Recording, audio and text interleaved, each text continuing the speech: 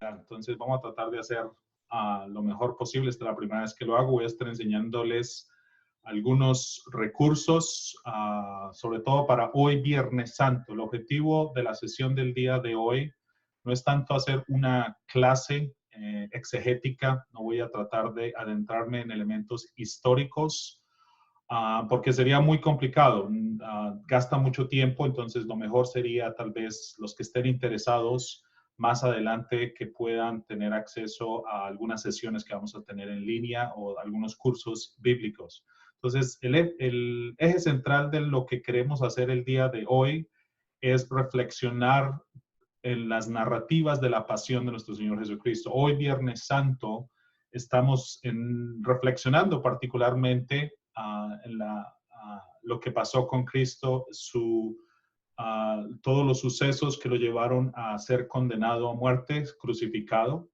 y ahí es donde me voy a detener. Entonces, la idea del día de hoy es que usted en la casa, después, con más calma, a manera de reflexión y a manera de oración, reflexión del Viernes Santo, de todos estos sucesos que se nos invita a reflexionar en la Semana Santa, pues se tome el tiempo, ¿no? Un método de oración siempre recomendado para todos los creyentes se llama la Lectio Divina, la lectura orante de la palabra de Dios. Y uno de los pasos fundamentales en la Lectio Divina es leer, es exactamente leer y entender qué se está diciendo, ser capaz de poder proveer con detalles de lo que está ocurriendo en la narrativa, de lo que se nos presenta en la palabra de Dios. Y hay sorpresas muchas veces porque pensamos y asumimos ideas o hemos oído cosas, pero jamás nos hemos detenido a darnos cuenta qué es exactamente lo que dicen las narrativas. Entonces, de alguna forma, el tiempo que quiero gastar con ustedes el día de hoy es dándoles elementos un poquito más precisos para que ustedes mismos aprendan a reconocer elementos esenciales que hay en cada una de los evangelios, de los 4 evangelios canónicos, sobre los eventos de la pasión de Cristo. Me voy a limitar únicamente hasta el momento donde Cristo muere en la cruz. Obviamente no se puede, tendríamos que hacer muchas más sesiones para poder ahondarnos en todos los sucesos de la vida de Cristo como son presentados en los evangelios, pero como les digo, por cuestiones de tiempo, el énfasis de hoy va a ser en las narrativas de la pasión. Me voy a estar refiriendo a los 4 evangelios canónicos, Mateo, Marcos, Lucas y Juan me voy a referir como el 4º evangelio. Después vamos a entrar un poquito en más detalles. Pero bueno, para empezar, sería bueno empezar con una oración el día de hoy. Entonces le voy a pedir el favor a mi esposa Elizabeth que nos pueda ayudar con la oración. Me van a permitir un segundo mientras le puedo dar sonido a Elizabeth. Ya les digo, esta es la primera vez que lo hago, tienen que tener paciencia conmigo. Estoy buscando a Elizabeth para darle la oportunidad de que pueda dirigirnos en oración. ¿Estás ahí con nosotros, Elizabeth?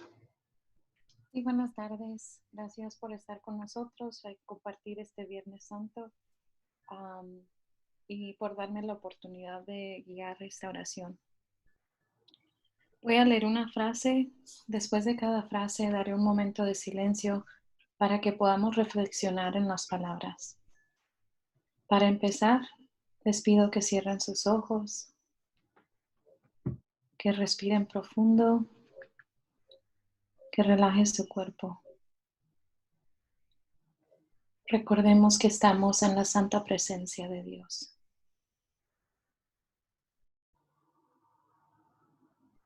Cristo, tu vida no fue un triunfo, cargaste con una cruz. Haz que caminemos contigo.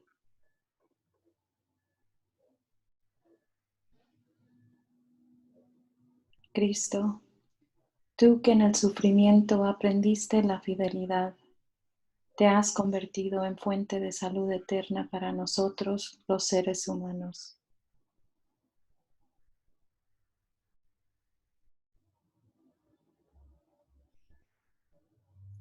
Cristo, tú que abrumado nos amenazabas, Haznos capaces de perdonar hasta el límite de nuestras fuerzas.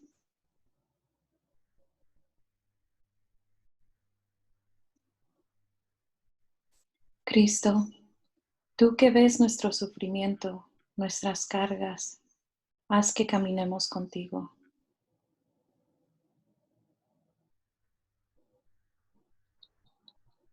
Cristo, tú que ves la pena de los exiliados, de los abandonados, ayúdanos a cargar con su sufrimiento.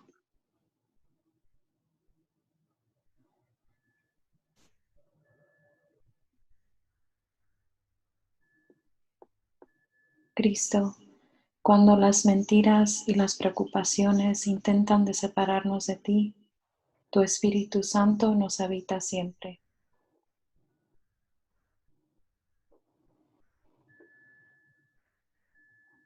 Cristo, tú que eres la felicidad de quienes te siguen, haz que vivamos de tu confianza.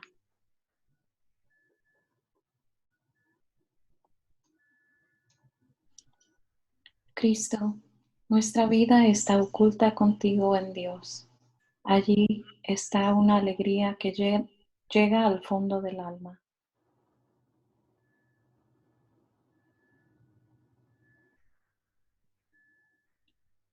Recemos todos juntos. Padre nuestro que estás en el cielo, santificado sea tu nombre. Venga a nosotros tu reino, hágase tu voluntad en la tierra como en el cielo. Danos hoy nuestro pan de cada día. Perdona nuestras ofensas, como también nosotros perdonamos a los que nos ofenden. No nos dejes caer en tentación y líbranos del mal. Dios de todos los seres humanos, en un mundo que nos desconcierta con el incomprensible sufrimiento de los inocentes, ¿cómo ser testigos del Evangelio? Concédenos a ser perceptible a través de nuestra vida un reflejo de compasión de Cristo. En el nombre del Padre, del Hijo y del Espíritu Santo. Amén. Muchas gracias, Elizabeth. Como les digo, estamos en una situación que no nos habíamos visto anteriormente, entonces cualquier oportunidad que tengamos de oración, inclusive si es en línea, pues es válida, ¿verdad? Entonces, te agradezco mucho, Elizabeth, por apoyarme en esto.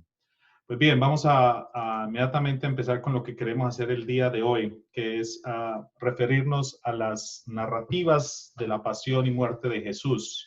Y aquí me voy a estar refiriendo particularmente a estos capítulos y versículos en cada uno de los evangelios. Entonces, si se dan cuenta, me voy a estar refiriendo a ellos no como los tienen ustedes ordenados en sus Biblias. El primer evangelio en su Biblia es Mateo, le sigue Marcos, Lucas y Juan. Vamos a estar refiriendo a ellos como Marcos, Mateo, Lucas y Juan. La razón es que Marcos históricamente se conoce como el primer recuento al que llamamos de género literario evangelio, ¿no? Pero den en cuenta que no es muy largo. A veces pensamos que leer la Biblia es un trabajo muy exigente, que va a gastar demasiado nuestro tiempo, pero si se dan cuenta, las narrativas de la pasión corresponden más o menos a 2 minutos, a 2 minutos, perdón, a 2 capítulos de cada uno de los evangelios. Marcos capítulo 14, todo el capítulo 14 y todo el capítulo 15, Mateo el 26, 27, Lucas 22, 23. Juan va a variar porque su cronología es un poquito diferente, entonces va a tener unos aspectos que se atribuyen a los sucesos que se narran en los sinópticos. Sinópticos es la palabra que se usa para referirse a los 3 primeros evangelios, Marcos, Mateo y Lucas. Sinópticos, porque de alguna forma, si los pusiéramos en paralelo, podríamos ver similitudes. De alguna forma se atribuye que Marcos fue el evangelio que tomó Mateo. Los elementos, muchos elementos de Marcos se tomaron en Mateo y Lucas. Entonces, por eso se le llaman los sinópticos, porque de alguna forma llevan la misma hilo conductor. Hay énfasis que son diferentes, hay algunos detalles que varían, pero en sí la idea central de los sinópticos se mantiene, el esquema se mantiene central. Juan maneja otro tipo de esquema que, bueno, va a ser un poquito complicado narrarlo totalmente aquí en esta sesión. Pero para centrarnos específicamente en lo que quiero hoy, que es reflexionar en las narrativas de la pasión, podríamos de alguna forma mirar cuál es el énfasis de cada uno de los evangelios, particularmente con lo que corresponde a la pasión de Cristo. Entonces, por ejemplo, si nos referimos a Marcos, si la leemos estos dos capítulos, 14 y 15, y lo leemos rápidamente, por así decirlo, tratando de sacar todo lo que está presentándonos Marcos, nos vamos a dar cuenta que hay un gran énfasis en el sufrimiento, ¿sí? En cómo Jesús sufrió, fue rechazado, fue condenado. Las palabras, la narrativa, como Marcos la presenta, hace mucho énfasis en eso, de que fue cruel, de que fue muy dolorosa. Cuando uno va a Mateo y lee las narrativas de estos dos capítulos de la pasión, se da uno cuenta que hay un énfasis un poquito diferente. No es tanto en el sufrimiento, pero es en el, de alguna forma, presentar a Jesús que está siendo juzgado de alguna forma por ser una amenaza política. Y no solo política, sino un inconveniente religioso. Entonces, el énfasis no es tanto en el dolor, es más en lo que representa Jesús para la comunidad a la cual Mateo le estaba escribiendo originalmente. Again, no es que sea una contradicción ni que sean cosas diferentes, simplemente es que la perspectiva del autor se centra en algo mucho más específico. Cuando nos movemos a Lucas y leemos los sucesos de la pasión como son contados en Lucas, hay un énfasis en la inocencia de Jesús. Entonces, de alguna forma, por ejemplo, los Herodes trata de decir que no tiene nada que ver con esto, ¿sí? A Pilato se lava las manos, dicen no ha hecho nada malo, e inclusive uno de los soldados reconoce a Jesús como un hombre inocente, ¿no? Entonces el énfasis de estos dos capítulos de la pasión en Lucas tiene que ver más con la inocencia. Entonces se cuenta que hay, inclusive si están narrando los mismos hechos, los énfasis van cambiando. Entonces esto nos ayuda a nosotros, ahorita sobre todo en este tiempo santo, para de alguna forma involucrarnos nosotros en lo que está ocurriendo con la narrativa. Cuando tomamos los varios capítulos que tiene Juan, nos damos cuenta de que Jesús no está sufriendo tanto, está más al cargo, está mucho más dueño de la situación. No hay tanto dolor y sufrimiento como lo hay en Marcos, no hay tanto énfasis en tener que probar que Jesús es inocente como en Lucas, pero es más porque ya desde el inicio todo el conjunto, toda la narrativa del Evangelio de Juan nos ha hecho entender de que Jesús es el Hijo de Dios desde el inicio, ¿sí? Entonces no hay ningún tema de contradicción y una de las grandes, la razón por la que el Evangelio de Juan va a Jesús ser condenado es por llamarse Hijo de Dios. Esa es la gran blasfema que los líderes religiosos van a poner en contra de Jesús. Pero dése cuenta, cuando miremos un poquito cómo está eso expresado. Entonces, dése cuenta que inclusive si quisiéramos dar una idea central de cuál es lo que está tratando cada evangelista de enseñarnos, porque recuerden, al final de cuentas los evangelios son estos testimonios de fe para nosotros los creyentes, obviamente originalmente intencionados para una comunidad específica, en un mundo cultural específico, en un idioma específico del cual ya no nosotros estamos un poquito lejanos, pero igualmente un testimonio de fe y por eso es que nosotros nos acercamos y hoy la iglesia en las liturgias, los que ya tuvieron la oportunidad de, iba a decir estar presente, pero bueno, de orar en la adoración de la cruz, hoy leímos la pasión de Jesús según San Juan, entonces hay un poquito de esos énfasis. Ahora, de alguna forma también detalles, no solo de una idea global, podemos ver algunas diferencias, pero también si nos acercamos a cosas mucho más específicas, ¿no? Entonces, por ejemplo, si quisiéramos decir quiénes son los que se oponen a Jesús en estos dos capítulos de los sinópticos y varios capítulos de Juan, vamos a ver un énfasis en Mateo, que son los fariseos y los herodianos, los jefes que están en contra de Jesús. Cuando lees Marcos te das cuenta que hay más énfasis en los escribas y fariseos y Marcos usa la palabra hipócritas y guías ciegos, ¿sí? Y eso no es solo en las narrativas de la pasión, sino en muchos de los encuentros que tuvo Jesús con los líderes religiosos. Cuando lees Lucas, te das cuenta de que se está refiriendo de una manera más general, porque no solo se dirige a los enemigos, los opositores de Jesús en Lucas, no son solo los líderes religiosos, sino son todas las personas que han aceptado el mensaje del evangelio, pero aún no han cambiado sus formas de ser, ¿no? Entonces, particularmente, habla de las personas que tienen bienes económicos, los ricos, y por eso es que Lucas habla mucho del dinero, de cómo se usa el dinero, de cuáles son los regalos que Dios le ha dado a uno, ¿no? Entonces, se cuenta, inclusive de una manera general a una manera específica, hay diferencias, ¿no? Cuando llegamos al Evangelio de Juan, nos encontramos de que específicamente se está dirigiendo a los líderes religiosos en Jerusalén. Y eso es una distinción muy importante que tenemos que aprender a usar. De alguna forma, no es, estoy buscando la palabra adecuada, pero no sería correcto simplemente asumir que los judíos, porque aquí los evangelios de hecho son mucho más específicos y aquí, por ejemplo, Juan es de los que más lamentablemente se ha malinterpretado diciendo que son los judíos que han matado a Cristo, cuando Juan se está refiriendo a los líderes judíos en Jerusalén, ¿sí? Entonces hay una pequeña distinción. Y para nosotros católicos es importante aprender a reconocer de que no podemos generalizar a todos los judíos en esta situación porque vamos a causar un gran dolor a la iglesia. Simplemente les quiero recordar que parte de las oraciones universales que rezamos el día de hoy, una de ellas es por los judíos. Me permito leerla. Oremos también por los judíos para que a quienes Dios nuestro Señor habló primero, les conceda progresar continuamente en el amor de su nombre y en la fidelidad a su alianza. ¿Sí? Entonces hay que ser un poquito cuidado porque es que a veces nos dejamos llevar pero la Biblia dice, ¿no? Entonces hay que tener en cuenta porque si se dan cuenta, cada evangelista nos va presentando un punto de vista, una perspectiva y nos sigue ayudando a interiorizar un poquito en la experiencia de lo que Jesucristo vivió en sus últimas horas. Más adelante, en la sección aquí que tengo en la mitad de este cuadrito, voy a estar refiriéndome a las 7 palabras, las últimas 7 palabras de Jesús. Me acuerdo mucho en Colombia, que ese era uno de los días más solemnes, porque normalmente era el día de los grandes predicadores, ¿no? Entonces uno buscaba cuál iba a ser el predicador de las 7 palabras para ir a sintonizarlo en el radio o ir a la iglesia, porque es uno de los mensajes de las tradiciones espirituales más grandes que tiene la iglesia católica.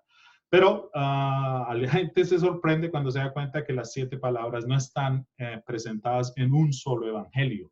Las 7 palabras, las últimas 7 palabras de Jesús en la cruz están distribuidas entre los 4 evangelios. Entonces, después vamos con un poquito más de énfasis. Este cuadrito que tengo aquí es todo un curso en el Nuevo Testamento que se hace. Sería irresponsable de mi parte tratar de explicarlo aquí porque quiero centrarme mucho en las narrativas de la pasión en los 4 evangelios. Pero este cuadrito siempre va a ser importante porque entre más conozcamos cuáles son las intenciones originales, quién fue y para quién estaba hablando cada evangelista, más podemos de alguna forma interiorizar y estar más profundo con lo que la narrativa nos quiere decir, ¿sí? Yo tengo una frase, los que están con nosotros estudiando la Biblia, ¿no? Los católicos hemos aprendido de las escrituras de una manera fragmentada, ¿sí? Entonces escuchamos un poquito de Marcos un domingo y al año vuelvo y escucho un poquito, pero esta vez es de Mateo, es la misma escena, pero es de Mateo y después ¿por qué habla Juan? ¿Por qué está hablando de esa manera? Entonces como que agarramos de todo un poquito, lamentablemente, porque los evangelios originalmente, como es su intención primera, fue que fueran testimonio de fe, tenían que ser leídos en su totalidad, ¿sí? Todos los evangelios, no solo las narrativas de la pasión, todo el evangelio desde principio a fin, porque la idea era suscitar en el creyente, en el que está escuchando, la oración, ¿no? Decir, ¿cómo me habla a mí? Entonces, por eso es que, por ejemplo, aquí si miran esta parte, por eso es que nosotros decimos, ¿no? Evangelio según, ¿no? Cuando yo empecé a estudiar Biblia, esa fue una de las primeras cosas que siempre tenía la curiosidad, ¿por qué se dice Evangelio según, ¿no? Como si, pues es la verdad de Dios, decía yo, ¿no? Es una sola. Pero sí, es una sola la verdad de Dios. Dios es solo uno y su Hijo es Jesucristo. Pero como está contada es según quien la está contando, ¿no? Entonces muchas veces estos escritores bíblicos, quien quiera que haya sido, puso también un poquito de su mundo cultural, puso de sus situaciones que estaban viviendo, de las dificultades, de los retos, de las bendiciones que estaban llevando, ¿no? Entonces muchas veces mezclaban eso también con las formas literarias. Usaban géneros literarios, usaban formas de expresarse, aludían mucho al Antiguo Testamento. Entonces, por eso es que van cambiando de poquito a poco, ¿no? Quiero subrayar, por ejemplo, cuándo los evangelios fueron escritos, esto que está en amarillo, y eso también nos hace entender un poco, porque si siguiéramos una línea de tiempo, sabríamos que si Jesús vivió en lo que llamamos hoy después de Cristo, antes de Cristo, la era común, si Cristo, la gente que estudia historia bíblica dice que más o menos 33 años tradicionalmente decimos, pero creo que fue un poquito más. Hasta el año 33 tenemos a Cristo. ¿Qué pasó en el año 40, en el año 50, en el año 60? Porque es hasta el año 60 donde aparece el primer evangelio, el evangelio de Marcos.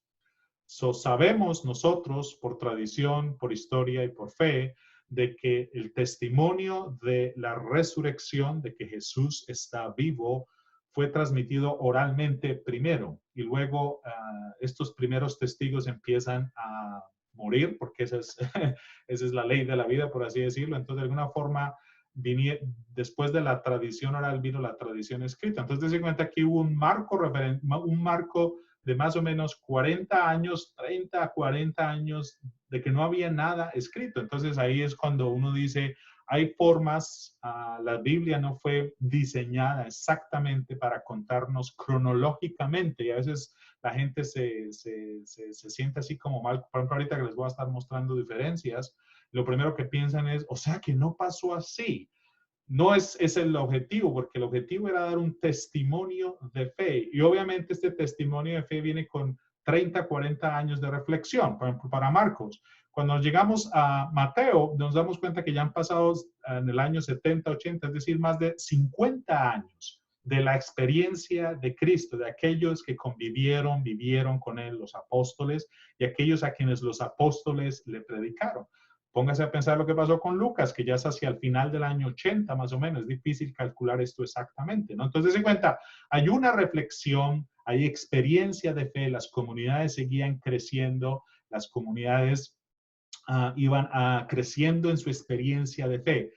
¿Cómo sería más que hasta el Evangelio de Juan fue casi a principios del siglo segundo, final del siglo primero? 100 años, sí, al final son más o menos 80, 70, 80 años sin tener nada escrito. Entonces, por eso es que uno se atribuye de que hay esta teoría de las fuentes, ¿sí? De que Marcos compiló los dichos, la tradición oral y la puso en un manuscrito. Y por ejemplo, el Evangelio de Lucas empieza muy claramente diciendo que dirigiéndole el Evangelio de Lucas a un amigo Teófilo, diciendo, después de haber escuchado todos estos recuentos, me he dado la tarea de dar un recuento ordenado, ¿no? Entonces, se cuenta que todo esto tiene que ver. Les estoy contando todo esto porque esto nos va a ayudar a entender lo que vamos a empezar a ver en, en las narrativas de la pasión. Y aquí voy a estar usando una hoja de Excel que hice que me ayuda un poquito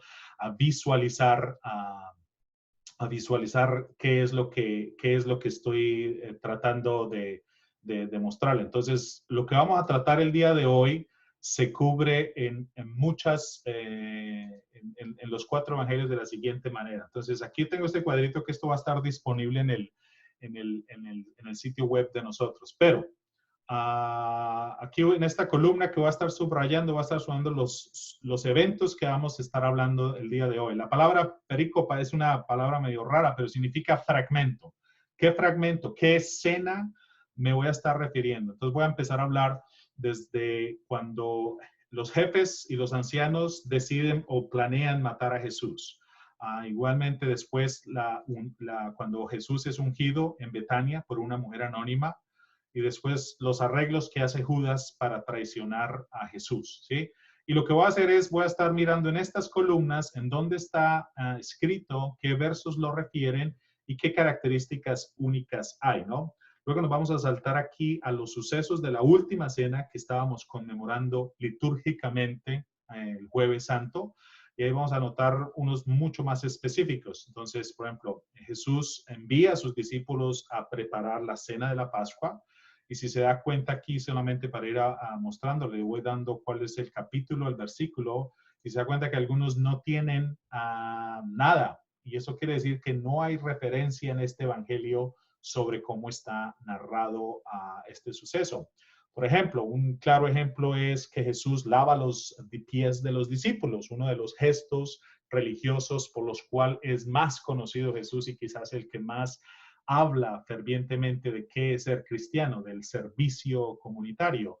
Pero si usted se da cuenta, eso no está en los sinópticos, no está en Marcos, Mateo ni Lucas, pero sí está en el Evangelio de Juan, ¿sí? Pues recuerden, no es que no haya ocurrido, cada evangelista va trayendo su idea que quiere enfatizar de lo que es ser cristiano. Pero se cuenta, es importante que aprenda a reconocer esto porque hay, por ejemplo, si el pasaje en el Evangelio de Juan del lavado de los pies es significativo para cada uno de ustedes, para la formación, para entender más qué es ser cristiano, el servir y no ser servido. Evidentemente, este es el Evangelio al que usted va a recurrir, el Evangelio de Juan. Lo que pasó durante la cena, cuando Jesús bendice el pan, cuando hay un suceso, cuando ocurre solo en el Evangelio de Lucas, si se da cuenta está coloreado en azul, un suceso que ocurre, los discípulos empiezan a discutir en la última cena que llamamos, en la cena pascual para los sinópticos, quién es el más importante. Esto solo ocurre en Lucas, en Mateo, en Marcos y en Mateo no ocurre, y mucho menos en Juan. Y ahorita lo vamos a estar observando un poquito más.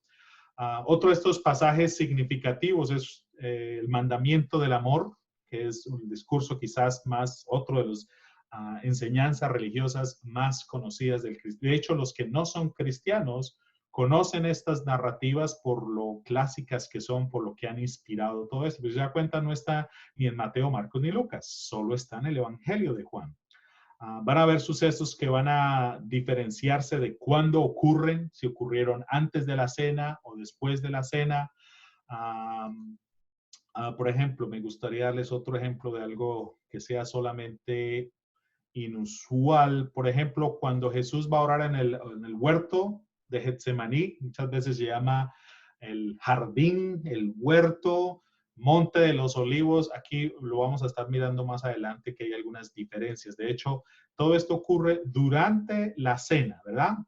Lo que está pasando en la cena y lo que después de terminada la cena, que para los sinópticos es la memoria de la cena pascual, cuando el pueblo de Israel fue liberado de Egipto. Pero eso va a estar en otro contexto en el Evangelio de Juan. Va a ocurrir mucho antes, no en el contexto justo antes de la pasión, sino mucho antes. Dense cuenta que estamos aquí desde el capítulo 12, como nos dice aquí este pequeño cuadrito, ¿no? Entonces, más o menos ese es el orden que vamos a estar siguiendo.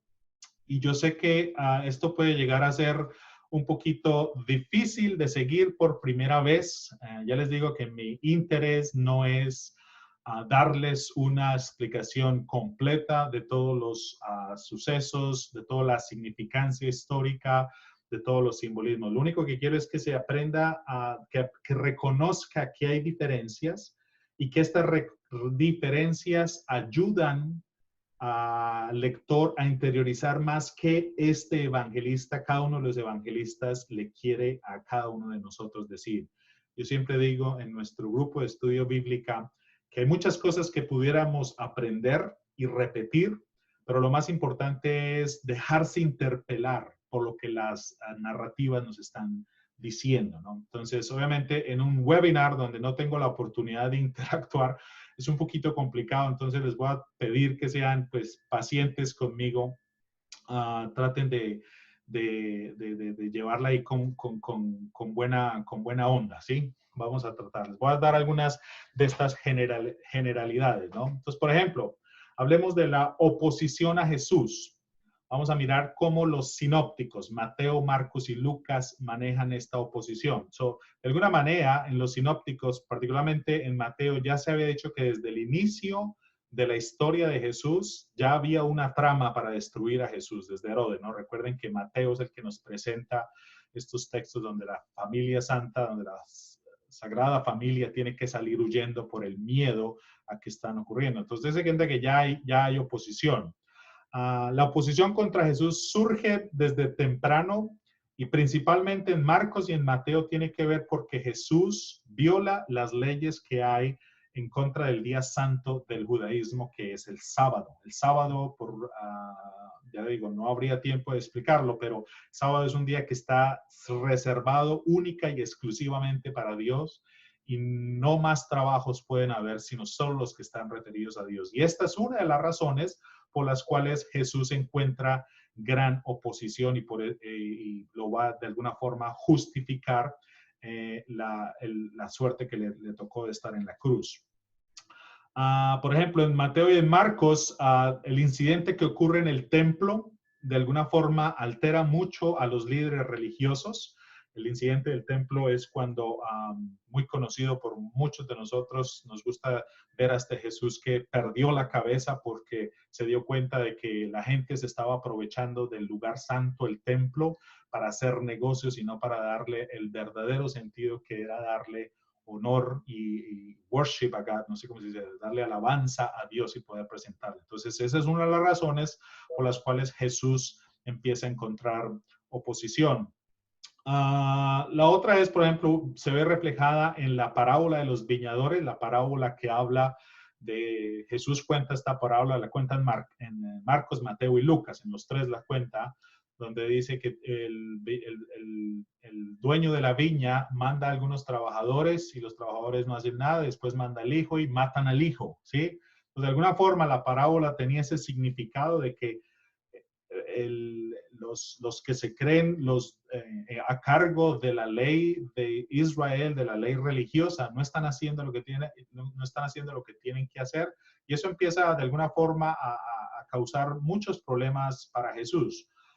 Y obviamente los jefes de los sacerdotes ya planean arrestar a Jesús, pero lo quieren hacer antes de la Pascua. Esta es una referencia importante porque ahorita nos vamos a dar cuenta que cuando Jesús celebra esta que llamamos nosotros la última cena, era para recordar, para celebrar la cena de la Pascua, la Pascua judía, ¿sí? Pero esto solo va a ocurrir en los sinópticos, esto no va a ocurrir en Juan. Entonces, ellos ya tenían ese plan, ya los evangelistas nos van mostrando de que había esta tensión. Ahora miremos cómo es la oposición que hay hacia Jesús, pero esta vez en el cuarto evangelio, en el evangelio de Juan. Entonces, ahí desde el inicio, en capítulo 2, ya hay una gran tensión con las autoridades. Cuando Jesús por primera vez va a Jerusalén. Jerusalén en el evangelio de Juan, Jesús va aproximadamente 3 y una cuarta vez, pero no se completa la cuarta vez, 3 veces a Jerusalén.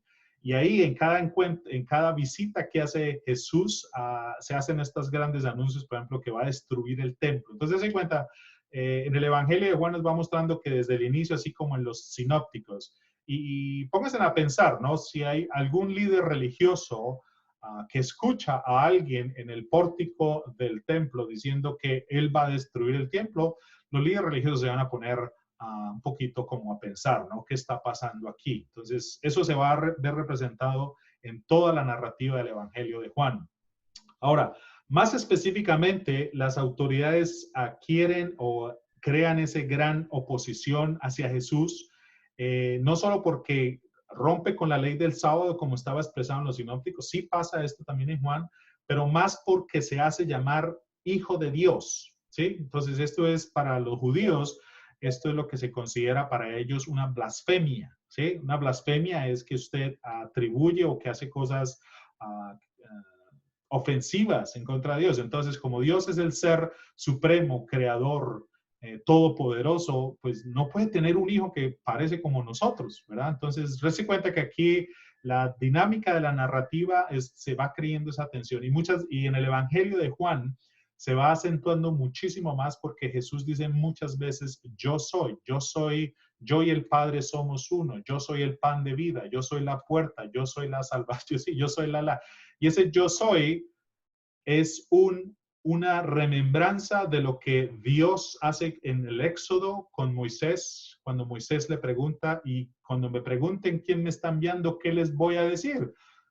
Dios le dice, pues dile que yo soy, te ha enviado, ¿no? Entonces, ese juego de palabras, ahora obviamente el Éxodo fue escrito en hebreo, el Evangelio de Juan fue escrito en griego, pero ese yo soy es una remembranza y es lo que los líderes religiosos en el Evangelio de Juan están cocinando en contra de Jesús. Disculpe por la manera de expresarme, ¿sí?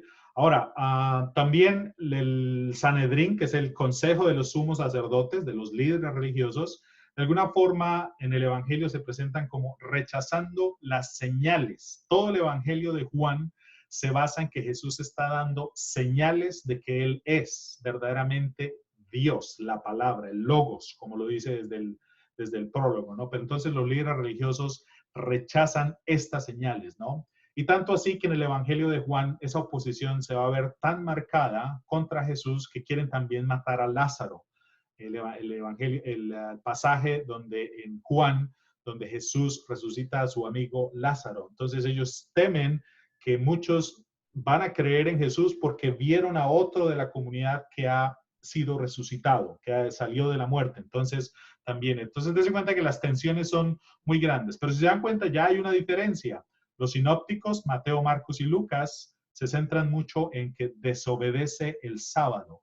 Juan es más sobre la blasfemia, ¿sí? Ya le digo, no son contradictorios, son diferentes puntos de vista, son diferentes comunidades que tienen diferentes intereses. Entonces, ahí se empieza uno a dar cuenta de algunas diferencias. Ahora, hablemos un poquito del suceso de cuando Jesús, justo antes de ir, todo esto es por lo cual Jesús va a ser condenado, ¿no? Entonces, justo antes de celebrar la Pascua con sus discípulos, con sus apóstoles que llamamos nosotros, hay una escena sobre una mujer que unge a Jesús, ¿sí? Y esa escena está en los 4 evangelios. Entonces, durante la comida, ¿sí? Pero lo único es que no nos dice quién es esa mujer, ¿sí?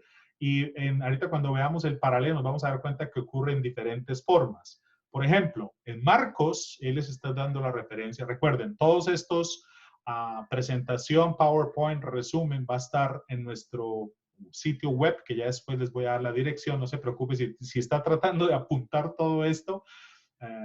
Le deseo mucha suerte. Pero yo le voy a hacer disponible todos estos recursos. Estoy hablando entonces de este suceso, de esta mujer que unge, ¿sí? Que pone estos olores agradables, inciensos a Jesús, ¿no?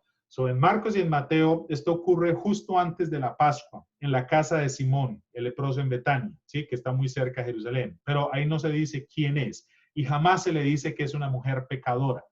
Ahí es donde yo siempre invito al que está estudiando la Biblia o al creyente de que no ponga palabras que no están en la Biblia. Entonces, normalmente decimos que la mujer pecadora ungió los pies de Jesús.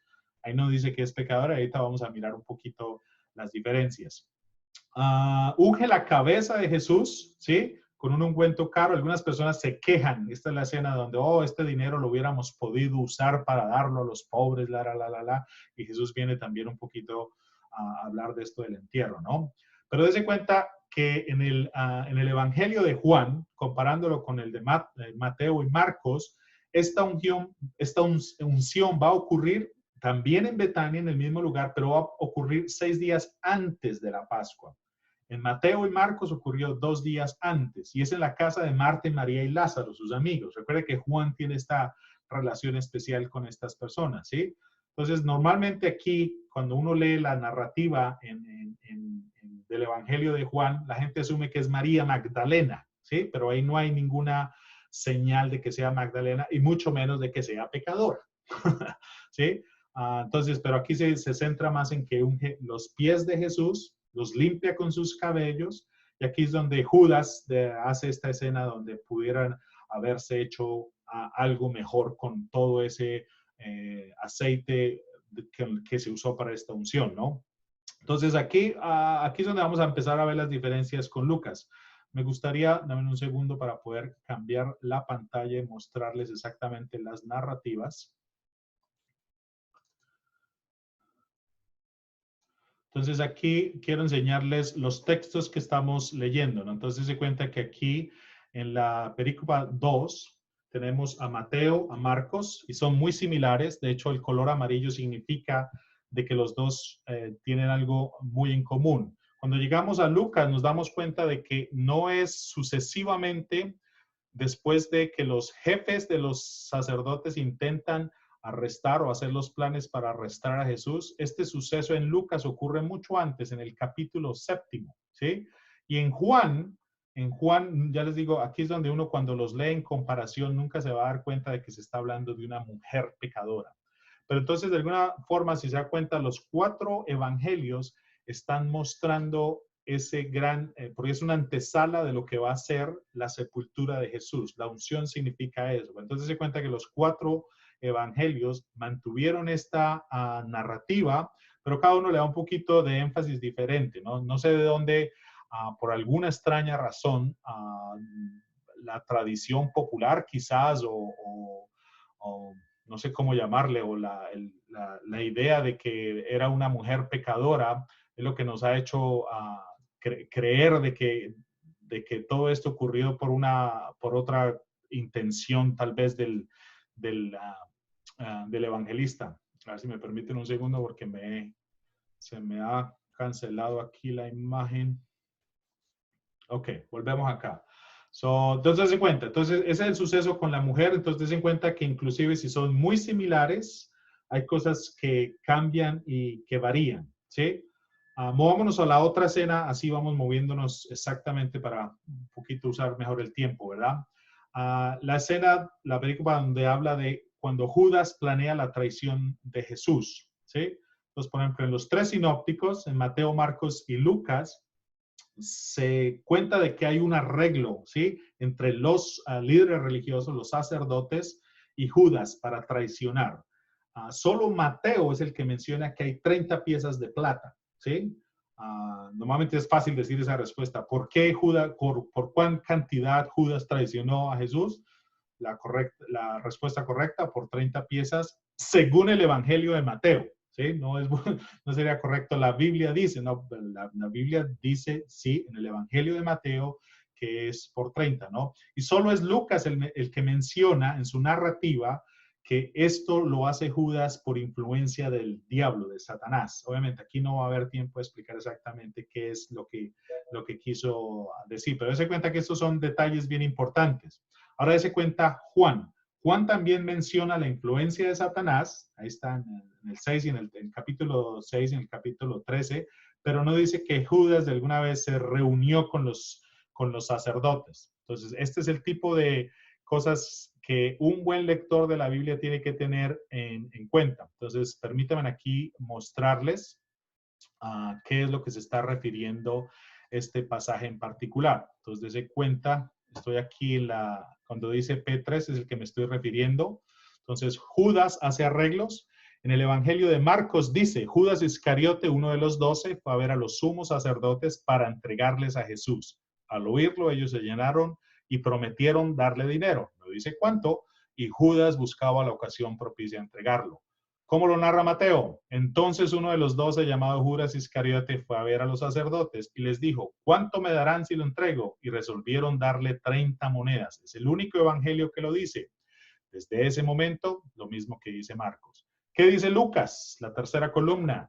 Entonces Satanás, si se dan cuenta la diferencia entre Marcos y Mateo, Lucas dice, entonces Satanás entró en Judas llamado Iscariote, que era uno de los 12. Este fue a tratar, ¿sí? Hubo esta reunión, los jefes de la guardia, sobre todo para entregarlo. Ellos se alegraron y convinieron en darle dinero. No dice cuánto.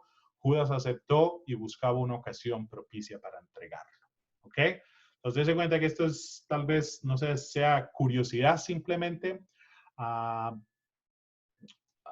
Pero esto es una de las cosas que más lo que más un estudiante de Biblia tiene que aprender a hacer, ayudar a leer detenidamente. Obviamente usted puede simplemente tomar uno de los evangelios y leerlo, como estamos haciendo ahorita en la Semana Santa. Estamos leyendo principalmente el evangelio de Juan para las pasiones, para recordar la pasión de Jesús. Pero interesante ver cómo cada evangelista pone énfasis diferente. Y esto es lo que entre más conozcamos de la Biblia, más conscientemente podríamos seguir creciendo en el estudio bíblico. Entonces, ese es un poquito con lo de Judas. Movámonos exactamente ahora a lo que pasa. Ya hay esta tensión, ya hay argumentos, ya hay razones que tienen los líderes religiosos para atentar contra Jesús. Ya hay este complot, por así decirlo, entre Judas y los líderes religiosos de traicionarlo. Entonces llega el momento de la celebración de la última cena, que normalmente llamamos, ¿no? Y ahí como simplemente para mostrarles la última cena que está en mi casa, la trajimos ahí de los artesanos colombianos. Pero bien, ¿qué dicen los sinópticos acerca de cómo se está celebrando esto? Los sinópticos, hay algunas diferencias, ¿no? Jesús envía a algunos discípulos. Es solo Lucas el que dice que fue Pedro y Juan. Y los envía a Jerusalén para que preparen su última cena, la última comida. Eso está en los tres sinópticos. Y es claramente, este es el énfasis que quiero hacer, claramente es una comida pascual. Es para recordar, para celebrar la fiesta judía de la Pascua, donde se recuerda que el Señor libró al pueblo de Israel de Egipto, que se conmemora en el libro del Éxodo, ¿no? Los tres sinópticos muestran a Jesús haciendo las oraciones que se hace durante esta celebración, la bendición del vino. Algunas diferencias pequeñitas, ¿no? Entonces, permítame mostrarles un poquito, bueno, tal vez ahorita en la siguiente.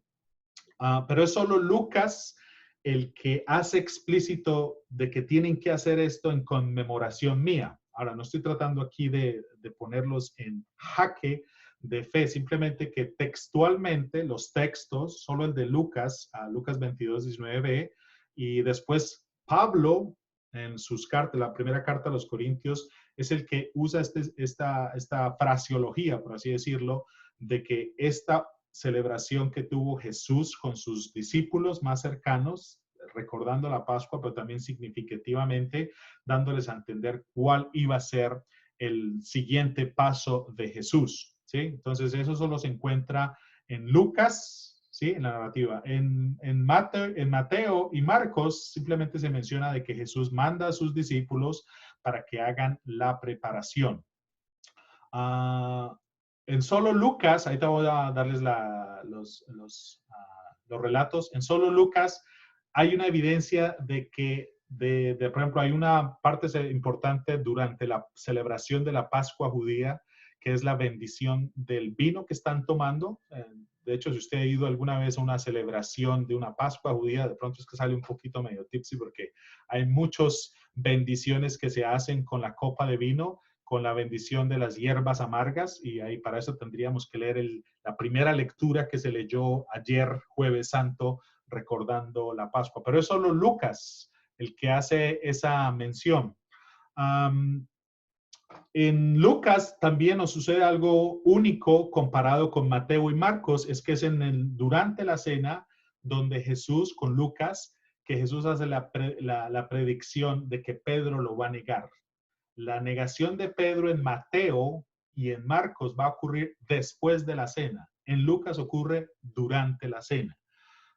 Son detalles que pareciesen insignificantes, pero de alguna forma para el evangelista fueron importantes, de alguna forma ponerlos en este contexto. En Marcos y Mateo, la predicción de Jesús de la negación de Pedro se acaba justo después de la cena, ¿sí? Ya cuando van en camino hacia Getsemaní, que va a haber un poquito de controversia si se llama Jardín de los Olivos, Huerto de los Olivos, pero el lugar se llama Getsemaní. Eso es con los sinópticos. En el Evangelio de Juan, ¿qué pasa durante la última cena?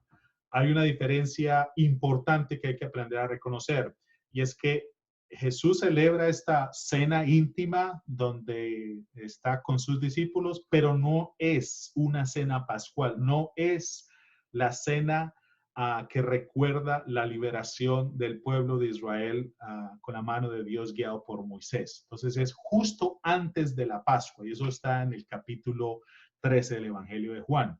So, de alguna forma, Juan está enseñando al creyente de que Jesús va a ser de alguna forma el cordero de esa celebración. Ahora, tenemos que hacer una nota bien importante aquí. La celebración judía ocurre con, si leyeron ayer la lectura del libro del Éxodo, dice que tienen que preparar un cabrito para la celebración y ese cabrito se hace justo antes del día de la Pascua, porque el día de la Pascua es un día solemne, que ya todo tuvo que haber estado preparado. Entonces, Juan, de una manera teológica, está presentando a Jesús como el Cordero. De ahora sí ya entienden por qué, de dónde viene la frase, Jesús es el Cordero de Dios que quita el pecado del mundo, porque de alguna forma Juan, usando las fiestas judías, está presentando a Jesús como el Cordero que se va a ofrecer para la liberación, para la Pascua, para el paso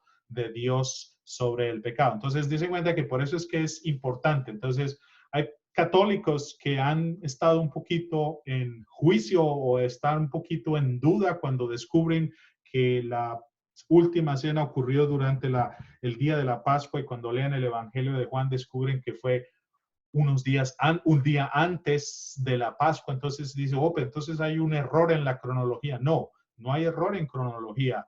Juan está presentándole al creyente, a su comunidad, el significado del sacrificio de Jesús. Para los sinópticos es importante enfatizar de que Jesús estaba en sintonía con la fe judía. Entonces es de alguna forma importante y por eso es que le debemos tanto nosotros a la comunidad judía. Ahora, otra particularidad del Evangelio de Juan es que lo que nosotros llamamos las palabras eucarísticas solo están, no se dan durante la cena, sino ya se habían dado mucho antes, desde el capítulo 6 en el Evangelio de Juan, cuando dice, yo soy el pan de vida, el que venga a mí no irá desganado, yo perdono los pecados, o todas estas frases que hoy nosotros hemos empezado a usar en la celebración eucarística no fueron inmediatamente durante esta conmemoración en esta cena, sino fueron dadas anteriormente. ¿Ok? Y una última particularidad para enfatizar aquí el Evangelio de Juan es que es el único evangelio donde se hace el lavatorio de los pies, que normalmente nosotros conocemos. Entonces, me gustaría mostrarles cómo eso se ve reflejado en las narrativas. Entonces, por ejemplo, estamos aquí en la... Jesús envía a preparar a los discípulos. No hay tal preparación en el Evangelio de Juan, la última columna, porque eso no está ocurriendo. Dese cuenta las frases que usa a Marcos. Prepararnos, ¿dónde vamos a prepararte la comida pascual? ¿Cuál es la frase que usa Mateo? ¿Dónde quieres que te preparemos la comida pascual? Eso le está hablando a los discípulos, a Jesús. En el Evangelio de Lucas, Jesús envió a Pedro y a Juan, es el único que dice quiénes son, vayan a preparar lo necesario para la comida pascual. Pero eso no ocurre en el Evangelio de Juan. Ahora, ¿qué ocurre durante esta cena? El único evangelista que menciona el lavado de los pies, que es uno de los gestos por los que más el cristianismo se ha conocido, solo se narra en el Evangelio de Juan, pero no se narra en los sinópticos. Y bueno, hasta aquí lo vamos a dejar. Ok, vamos a darle aquí. Vamos a cambiar de pantalla. Tienen que ser pacientes conmigo. Ok, entonces, si se dan cuenta, ya hay distinciones bien importantes. Otra clara distinción es lo que hace en el Evangelio de Juan, Jesús, en esta cena conmemorativa, es que les pide que hagan lo mismo. Les he dado el ejemplo de lavado de los pies. Están ustedes llamados a hacer lo mismo, ¿no? Y otra característica que tiene el Evangelio de Juan es que durante la cena Jesús predice la traición de Judas y la negación de Pedro. Ocurre justo durante la cena. O sea, si usted está leyendo el Evangelio de Juan para una devoción eucarística, usted se da cuenta que hay mucha tensión en esta comida porque está ocurriendo todo, sobre todo en el Evangelio de Juan. Durante la comida, durante la cena, Jesús también da un discurso de despedida. Y este es uno de los discursos más largos que hay en el Nuevo Testamento. Va desde el capítulo 13, verso 31, hasta el capítulo 16, ¿sí? Y es todo un monólogo, y de hecho es toda una oración que va a culminar en a lo que normalmente llaman el discurso sacerdotal de Jesús. No estoy aquí refiriéndome a los sacerdotes nosotros católicos, pero de alguna forma de ahí se toma quién es Jesús. Hace una autorreflexión de sí mismo, hace autorreflexión del plan de Dios, de lo que está haciendo, presenta al lector en este caso, porque es un monólogo. Hay un ejercicio que yo le pido a algunos estudiantes de la Biblia cuando tienen un pasaje bíblico, es que subrayen solo las palabras dichas por Jesús en el Evangelio. Entonces, cuando usted llega a este ejercicio en el Evangelio de Juan, su Biblia se vuelve completamente del color que esté subrayando, porque es un discurso largo. Él es el único que está hablando, pero es uno de los discursos más espirituales, profundos de la tradición cristiana. Entonces, vamos a mirar un poquito cómo son esos discursos. Vamos a mirar las películas, la 13 y 14. Yo estoy aquí jugando con esta computadora como si supiera hacerlo bien. Pero bien, vamos a mirar. Entonces, llegamos a este gran discurso. Entonces, se cuenta que aquí no tengo todo el texto del discurso, pero empieza en capítulo 13, el curso de despedida. Capítulo 14, la promesa de dónde va a venir Jesús camino al Padre, la partida de Jesús, la venida del Espíritu, el discurso de despedida, la vida de los pámpanos, ampliación. Sí, es un gran discurso, todas estas dos secciones que no tienen los otros evangelistas, y por eso es que Juan, por alguna forma, es muy conocido, sobre todo en los que han desarrollado una espiritualidad eucarística. Es por eso, porque explícitamente el evangelista Juan está compartiendo unas grandes enseñanzas de lo que significa Jesús para la comunidad, de lo que significa Jesús para la formación de los nuevos cristianos. Llegamos a un momento decisivo y aquí a la agonía, ¿sí? Después de la cena, todas estas tensiones que ocurren, sobre todo en el Evangelio de Juan, en Mateo, Marcos y Lucas, es esta conmemoración pascual. De ahí se dirigen hacia el jardín. Voy a referirme aquí como el jardín. Y esa foto que están viendo en este momento es tomada de la película La Pasión de Cristo, película que fue muy popular ya creo que 20 años, y no estoy mal, no sé cuánto tiempo. Pero fue una película que causó mucha conmoción, por así decirlo, porque de alguna forma intentó lo mejor de sus formas serle fiel a los textos bíblicos. Pero entonces ya le digo que serle fiel al texto bíblico es saber, aprender a diferenciar qué textos son importantes. Entonces, por ejemplo, en esta escena de la agonía, entonces ahí usted va a ver a un Jesús que está altamente estresado. Y eso es lo que de alguna forma está manifiesto. Pero entonces hay niveles, por así decirlo, hay niveles de estrés. Entonces vamos a mirar cómo fue esto de la agonía y la detención en el jardín, ¿sí? Sobre todo, preguntas claves, ¿en dónde, cómo fue, cómo se está presentando los diferentes evangelios? Por ejemplo, permítame mojar la palabra, como dicen por ahí. En los evangelios sinópticos, este momento ocurre justo después de la cena pascual. Jesús sube al monte de los olivos, y estas son las citas bíblicas en Mateo, Marcos y Lucas. El lugar donde ora Jesús se llama Getsemaní, ¿sí? Entonces eso es una precisión que hay que hacerle a todos los estudiantes, ¿no? Se dirigen hacia el monte de los olivos, pero el lugar donde está Jesús se llama Getsemaní, ¿no? Y aquí es donde Marcos y Mateo no lo llaman jardín, entonces es donde crea un poquito de confusión. Sí, recuerden que eso también es una zona muy árida, ¿sí? Pero bueno, estas son las primeras características. Ahora, Lucas, esto es Mateo y Marcos, ¿verdad? Entonces se dirige al Monte de los Olivos, lugar donde está Jesús, se llama Getsemaní. En Lucas acorta tremendamente esta sección. Y dése cuenta la diferencia, 11 versos de Marcos y Mateo y solo 6 versos de Lucas. Y ahorita se van a dar cuenta cuando les enseñe por qué esta diferencia.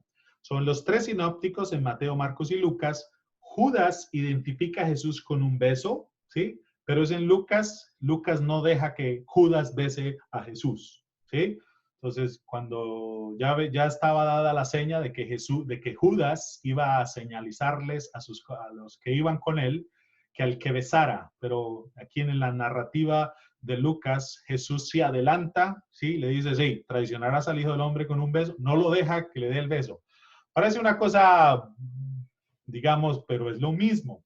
Ya, es lo mismo, pero para el lector bíblico es significativo. Entonces vamos a verlo, cómo está reflejado eso aquí en la narrativa. Entonces nos movemos rápidamente. Entonces Jesús ora en el Getsemaní, ¿ok?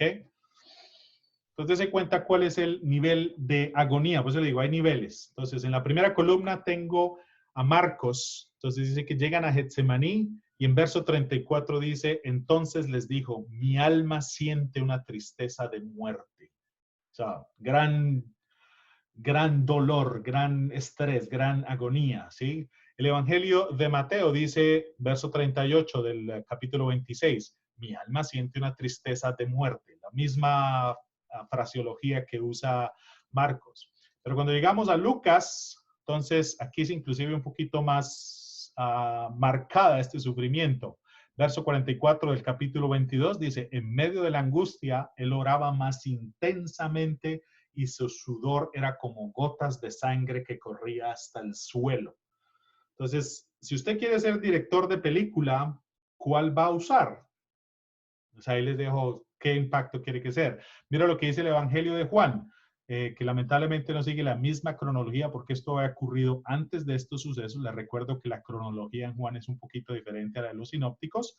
Entonces dice la frase en el verso 27 del capítulo 12, mi alma está turbada. ¿Y qué diré? Padre, líbrame esta hora, si para eso he llegado a esta hora. De hecho, esto no ocurre justo en todos estos sucesos, esto ha ocurrido mucho antes, pero ese cuenta el énfasis, ¿sí? Entonces, Marcos y Mateo usan la misma fraseología, mi alma siente una tristeza de muerte. Lucas expresa este dolor de Jesús y este estrés que se lleva y en medio de la angustia, él oraba más intensamente y su sudor era como gotas de sangre que corrían por el suelo. Ahora dése cuenta quién está hablando aquí.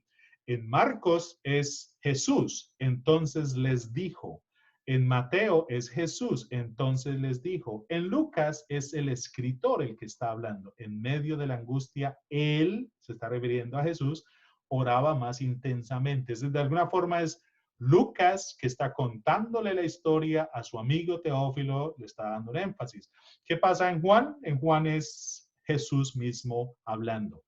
So, again, no, mi interés no es clarificar las dudas históricas, interpretativas de los textos.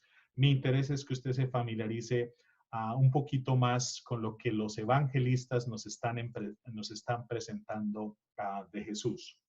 Entonces, eso está aquí un poquito con lo de la agonía. So, Juan, la única diferencia es que va, no la única, pero la diferencia más evidente es que después de que Jesús termina los discursos, estos grandes discursos desde el capítulo 14 hasta el capítulo 17, va a través del Valle de Cedrón y entra en el jardín. Aquí es donde tomamos esta palabra, pero no lo identifica exactamente como Getsemaní. Esa es una de las, poquito de las diferencias.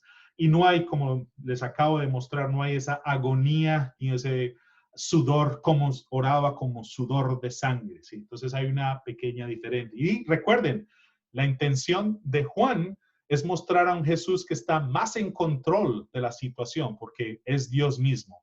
En Marcos y Mateo hay más agonía y el narrador de Lucas obviamente está mucho más presente, presentando a Jesús como este maestro. Después viene el arresto, y los que estuvimos leyendo la pasión de Jesucristo, estamos familiarizados, escuchamos el día de hoy, cuando lo arrestan, o sea, varias veces tienen que repetir, eres tú, ya les dije que yo soy. ¿Sí? Los 4 evangelios dicen que uno de los discípulos le cortó la oreja. Esta es una escena clásica del sumo sacerdote, pero solo en Juan nos dice quiénes son estos individuos que están involucrados en este suceso, ¿sí? Todo esto está ocurriendo en el huerto, en el Getsemaní. Para Juan no es Getsemaní, ¿sí? Es un poquito, es bien importante aprender a reconocer las diferencias. Vamos a mostrar aquí entonces cómo está esto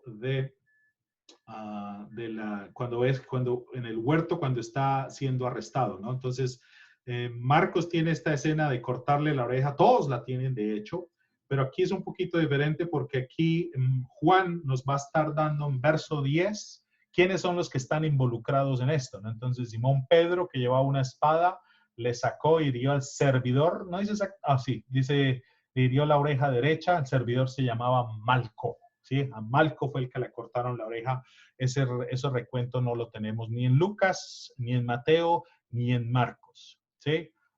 Y aquí la razón fundamental es cómo Jesús es arrestado, ¿no? Entonces, dése cuenta cómo. ¿A quién buscan? A Jesús, dice en verso 5, el Nazareno. Él les dijo, recuerden la resonancia, yo soy. Judas, el que estaba contra ellos, cuando Jesús le dijo, yo soy, ¿sí? Recuerden que las repeticiones es una cosa importante en la Biblia. Ellos retrocedieron y otra vez les dice, ya les dije que yo soy recordando de que yo soy Dios mismo. O sea, aquí no es alguien que esté en gran agonía, ¿sí? Aquí trata de alguna forma apaciguar la situación lo mejor que se puede. Ok, so, después de los eventos de Getsemaní, ¿no? Ahora sí ya, sí se dan cuenta que cuando uno aprende a diferenciar cada una de las connotaciones y los elementos específicos de cada evangelio, ya tiende uno a ser mucho más particular. Ya no puedo decir que la oración en el huerto de los olivos, porque esa palabra no está en Lucas. Tiene uno que ser un poquito más preciso. Entonces, después de los eventos de la última cena con sus discípulos, sería lo más correcto para decir. Entonces llegamos es arrestado Jesús y ahora vienen las acusaciones y los cargos, ¿sí? Aquí vamos a hacernos estas preguntas. ¿Por qué Jesús fue condenado a muerte y por quién? ¿Ok? Entonces, aquí podríamos diferenciar dos tipos de investigación que Jesús se va a enfrentar. Una es la investigación religiosa, es decir, los líderes religiosos quieren de alguna forma justificar la blasfema de la cual Jesús ha sido muchas veces acusado. Y la blasfemia obviamente es más en el Evangelio de Juan, pero también en la desobediencia de Jesús en no acatar la ley del sábado. Estas son cosas importantes, ¿no? Entonces, en Marcos y en Mateo usan específicamente la palabra blasfemia, ¿sí? Y la usan de alguna forma no tan exactamente, ¿no? La palabra blasfemia en griego antiguo significa insultar, ¿sí? O decir cosas malas de Dios. Y recuerden que los sucesos donde Jesús es acusado en los sinópticos de no acatar la ley del sábado no es ningún insulto en contra de Dios. De hecho, muchas veces hace la aclaración, ¿qué es mejor? ¿Sí?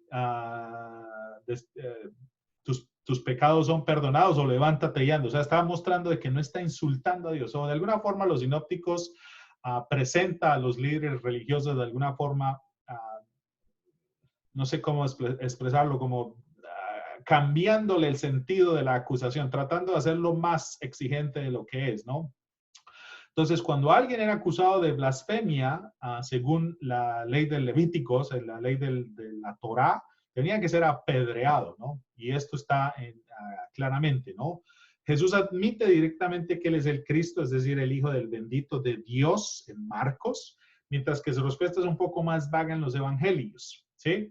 Pero estas es de alguna forma los argumentos que tiene la investigación religiosa que se le hace a Jesús, ¿sí? Entonces, la blasfemia es que en los sinópticos que no cumple con la ley de Dios, de alguna forma es no lo que está pasando con Jesús, porque Jesús al final de cuentas está haciendo algo, está curando, está dando vida, está dando nuevas oportunidades, que al final de cuentas es lo que busca toda la ley de Dios, ¿no?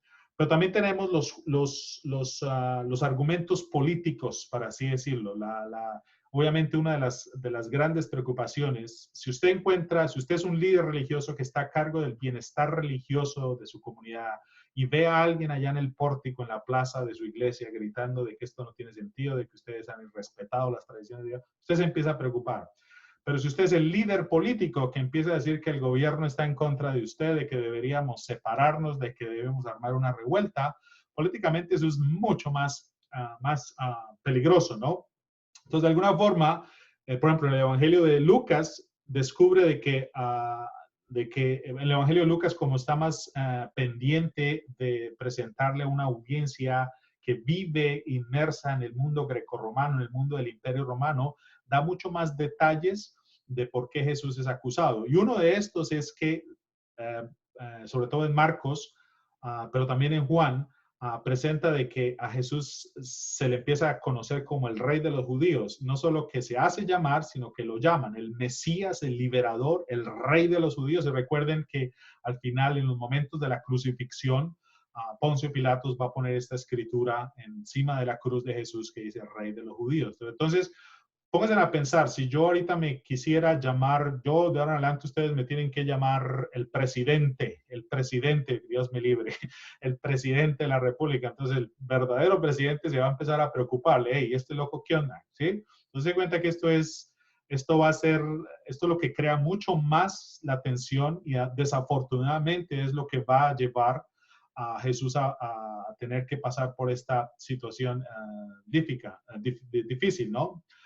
Un dato curioso, por así decirlo, ni tan curioso, pero solo en Lucas, cuando Pilatos está llevando a cabo su juicio, está tratando de determinar si condena o no condena a Jesús, como que de alguna forma se quiere lavar las manos, que de hecho lo va a hacer, y se lo manda a Antipas, sí, a Herodes Antipas, para que este es de tu tierra. De alguna forma la jerarquía del Imperio Romano no era para que Pilato hubiera tenido que arreglar esta situación, pero eso solo se ve en el Evangelio de Lucas. Entonces, para todos aquellos que están haciendo el Via Crucis viviente, entonces aprendan a reconocer qué evangelista le puede dar más detalles, sobre todo ahorita que hacemos, que cuando podamos volver a hacer los Via Crucis en vivos y todas estas cosas, sería bueno para la narración de los personajes.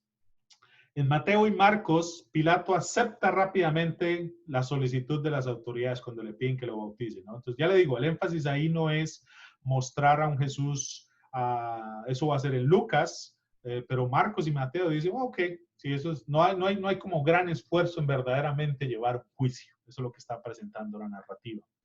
En Lucas y Juan, Pilato afirma repetidamente la inocencia de Jesús, ¿sí? Ahorita lo vamos a ver en Lucas 23.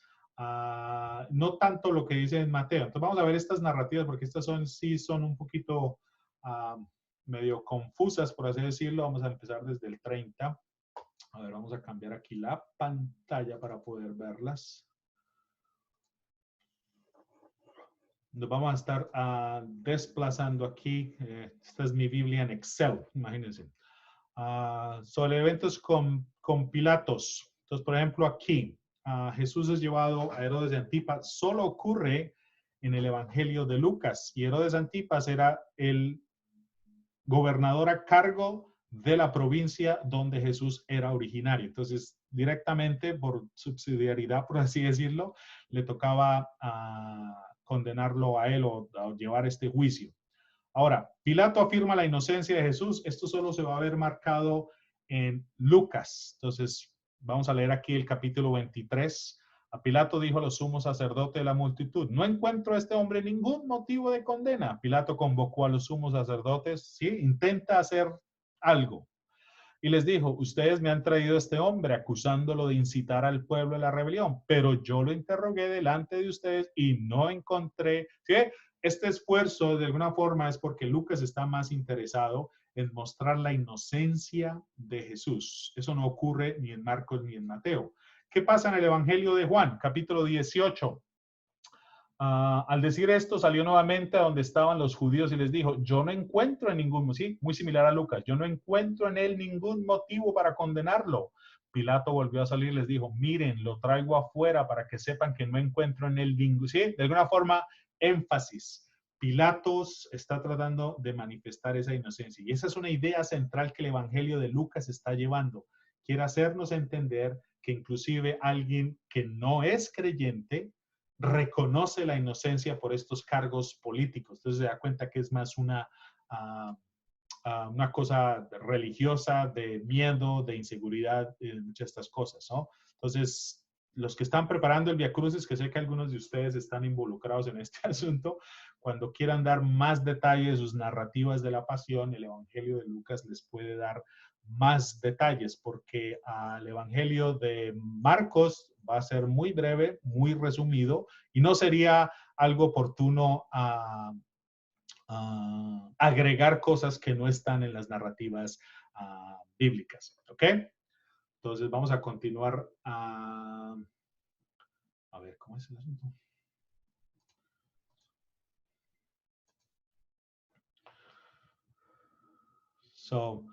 Ok, entonces eso es lo que ocurre con estos dos juicios políticos. Hay unos énfasis un poquito diferentes. Lucas da esa idea de que Pilatos quiere mostrar de que él no ha encontrado nada malo con Jesús. Ok, llegamos a una de las últimas secciones de las de las narrativas de la pasión, es la crucifixión y la muerte. Entonces vamos a ver cómo, sobre todo cómo ocurrió, ¿sí? Cómo fue Jesús ejecutado. Entonces aquí podríamos, aquí ya estoy mezclando entre sinópticos y el Evangelio de Juan. Obviamente, cuando Jesús es condenado a muerte, la condena a muerte era un cargo que solo el gobernador romano podía hacer. Y eso de hecho está, de alguna forma, pensado en el Evangelio, en el capítulo 18 de Juan. Marcos y Mateo dicen explícitamente que Jesús fue entregado a los soldados romanos para ser crucificado, pero Lucas y Juan, usando pronombres ambiguos, hacen que parezca que Pilato entregó a Jesús a las autoridades judías para llevar a cabo la crucifixión. De alguna forma es algo que el lector tiene que detenidamente ponerse a comparar para darse cuenta que cuando uno hace exégesis bíblica, exégesis significa descifrar el significado original, intencionado de la narrativa bíblica, uno tiene que saber contestar la pregunta, ¿quién dijo qué? ¿Quién piensa qué?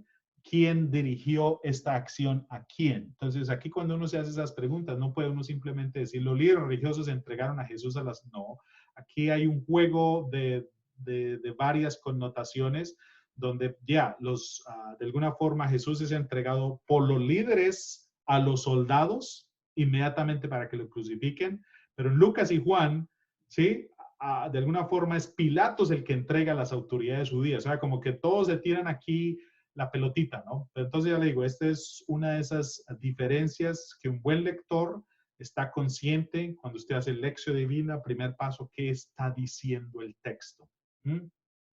Jesús en este momento central de la pasión de Cristo recibe golpes y azotes. Esto era una tradición. Todos los que eran crucificados, la crucifixión no solo fue algo que le ocurrió a Jesucristo, también esto le ocurría a muchas personas que eran condenados y no solo se les crucificaba, antes se les golpeaba, se les azotaba. Los que vieron la pasión de Cristo, la película, pues obviamente lo hizo de una manera muy visceral, muy palpable, te hace de alguna forma estremecer, pero era para hacer mostrar de que había crueldad. ¿No? El Imperio Romano no es que se caracterice por ser algo muy magnánimos y infactible, es más, es un poder, ¿sí? Que va a ejercer su poder de la manera violenta. Otra cosa, por ejemplo, que vemos en los Corintios, ¿no? Los prisioneros ya podrían morir a causa del maltrato, por lo que la ley judía limitó los azotes a 39 latigazos. Y eso está cuando Pablo está recontándole a su comunidad en Corintio de que él fue perseguido y él fue ajusticiado por la ley. Dice que yo recibí los 39 latigazos que por ley me dicen. Entonces, de alguna forma, era tan brutal que poco a poco fueron como poniendo reglas para el asunto.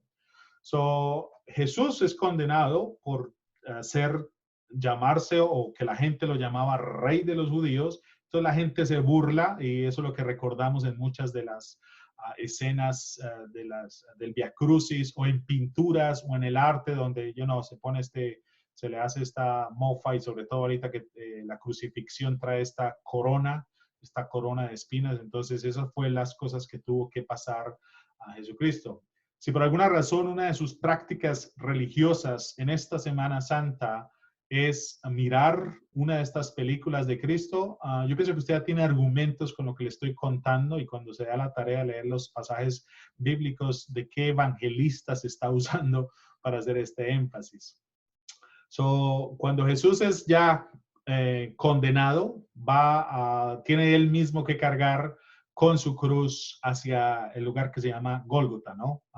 Entonces aquí va a haber unos lugares donde aparece un nuevo personaje en los sinópticos, particularmente es Simón de Cirene, que no se dice de dónde salió. Están los sinópticos, pero no están en Juan. Lucas cuenta que habló con las mujeres en el camino, ¿no? Esta es una escena típica de las Via Crucis, ¿no? De las estaciones de la cruz, donde una de las estaciones, que ahorita se me escapa el nombre, el número, Jesús se detiene y habla con las mujeres. Esto solo ocurre en Lucas, ¿sí? Eso no está ni en Mateo ni en Marcos. Les dice que eso es parte del plan de Dios, ¿no?